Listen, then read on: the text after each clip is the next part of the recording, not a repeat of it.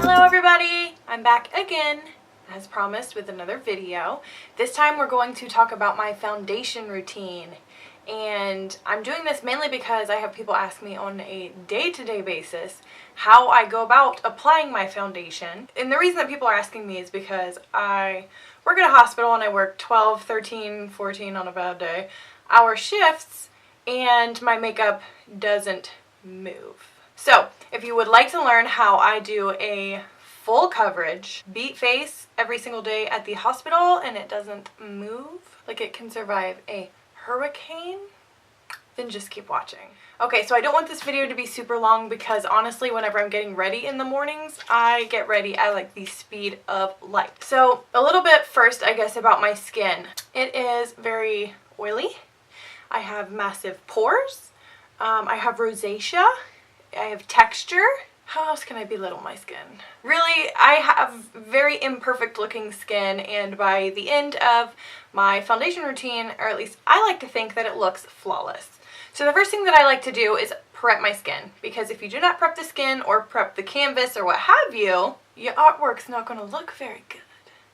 And trust me, this is a work of art, okay? So we gotta preserve it and keep it flawless. The first thing that I like to use, if you watched my 2016 favorites, then you already know the first thing that I'm going to pull up.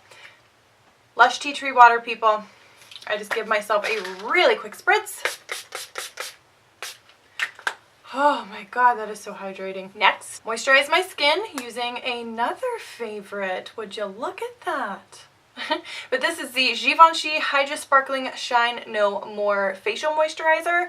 If you, once again, watched my 2016 favorites, then you would already know that I do not believe that this product lives up to any of those claims. However, it just feels amazing on the skin, and it makes it butter soft.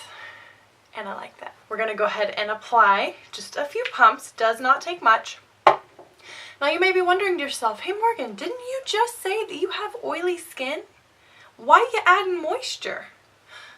Well, good thing you asked. Raise your hand if you know it already. The number one way to combat oil is with oil.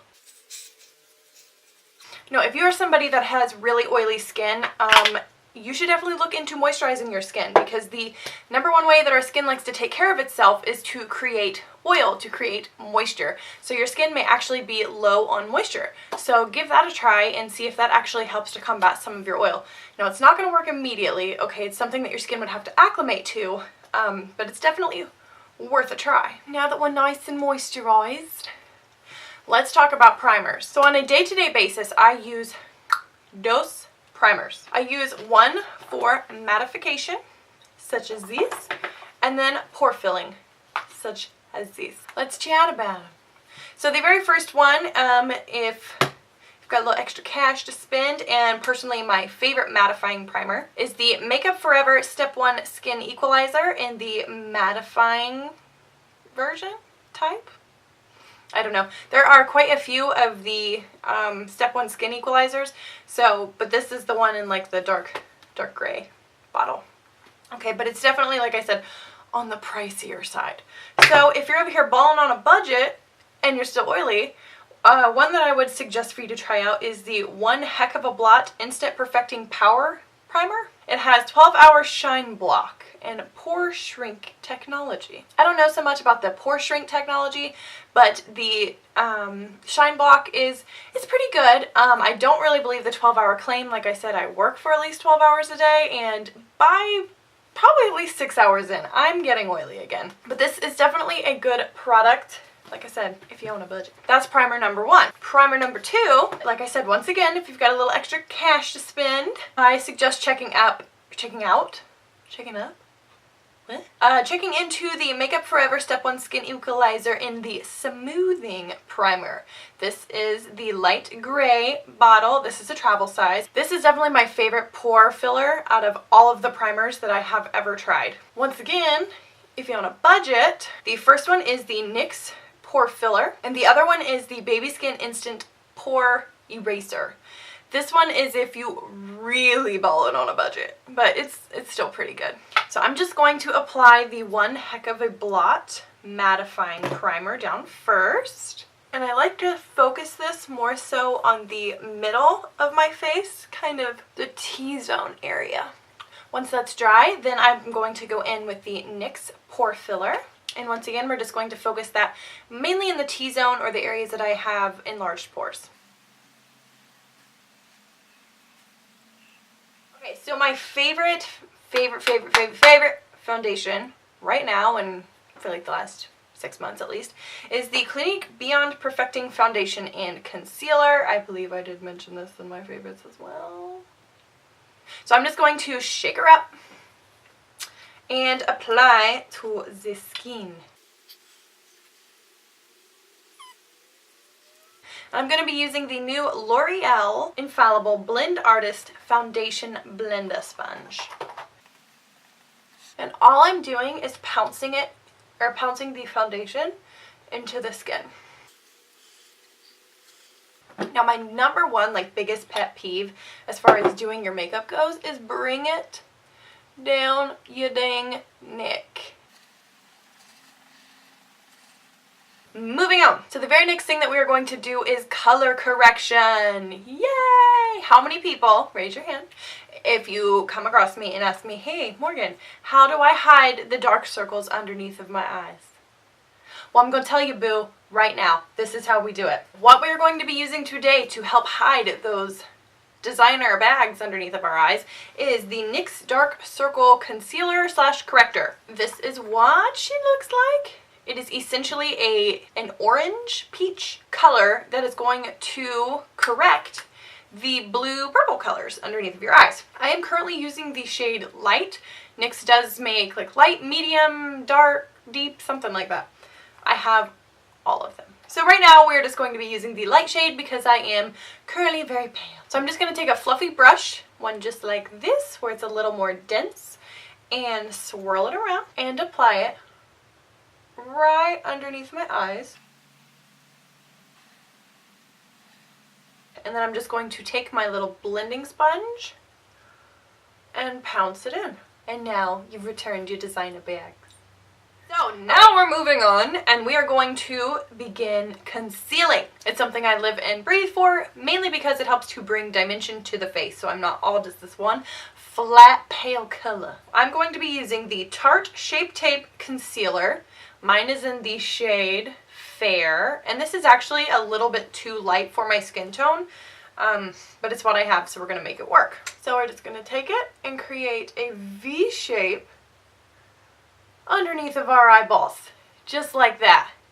Hey, whoever said you weren't going to use geometry in your life ever again, they're wrong. I don't know what kind of angle this is. This is geometry. Do you talk about angles in geometry?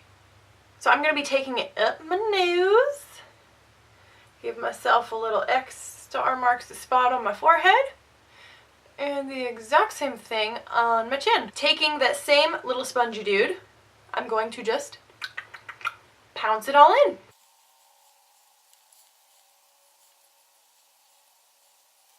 When it comes to blending the under eye, what I like to do is flip my sponge over and use the more tapered end to really get underneath of the eye and make sure that I get all the way up as close to the lash line as possible. Ta-da!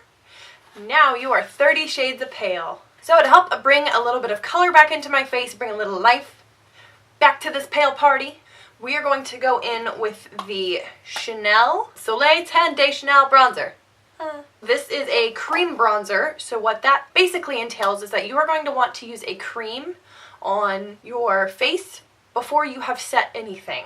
Okay, creams and liquids blend really well together. Creams and powders do not. So I haven't set anything on my face yet, so that's why I'm going to go in and do this now. I like to use the Morphe E8 brush. It looks like this. It's just a little dome-shaped brush, and I really like to kind of just carve out my cheekbones with this brush, and it really does a very good job of doing that.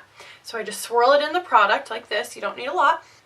And just take it down where my cheekbones are. Would you look at that? I'm going to do the same thing to the other side. Now me personally, if you haven't noticed, I have a very large forehead. So what I like to do is drag this upward kind of into my hairline to kind of give the illusion that my forehead isn't as big as it seems. My hairline was a gift from Satan. And then if you're like me and you were blessed from birth with a double chin, you can color her away.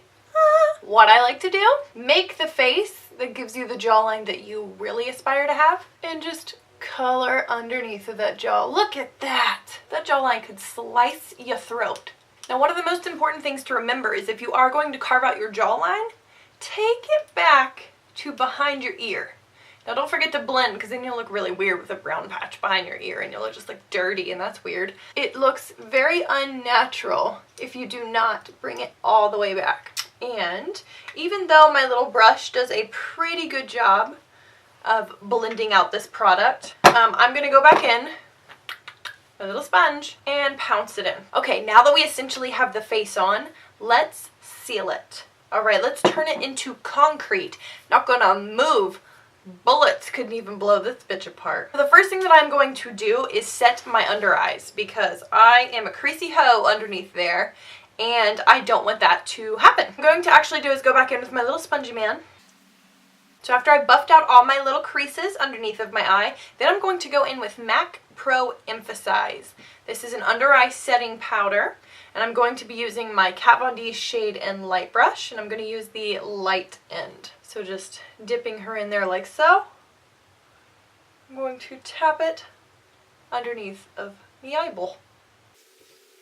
So the next thing that I'm going to do to help cement this look on my face is take the Airspun Loose Face Powder in the shade Translucent. Now this powder is super awesome, one, because it is, and two, it's so affordable. I think I got this for like 10 bucks, maybe even less, at Walmart. I'm just going to open her up. She comes with a little powder puff, and I am just going to beat the hell out of this mug and set the foundation. To bring some color back into my face, bring a little life back, I'm going to be using the MAC Studio Fix Powder in NW30. What this essentially does is it helps to set the foundation even more, but it brings a color, pigmentation back to your face. So I like to use this with a Morphe E2 brush. Looks like this. It's just a large, fluffy face brush. We're just going to dip her in there like so. So I do a mixture of kind of tapping the product in and swirling, swiping it all around my face. I really have no rhyme or reason of doing it. It's just kind of whatever my hand feels like doing. Now that we are locked and loaded, let me finish the rest of my face and we will come back to chat about the final product. Gimme. But this is it. This is the finished product, okay? This is what all of that beating gets ya. Some people are probably like, oh my god.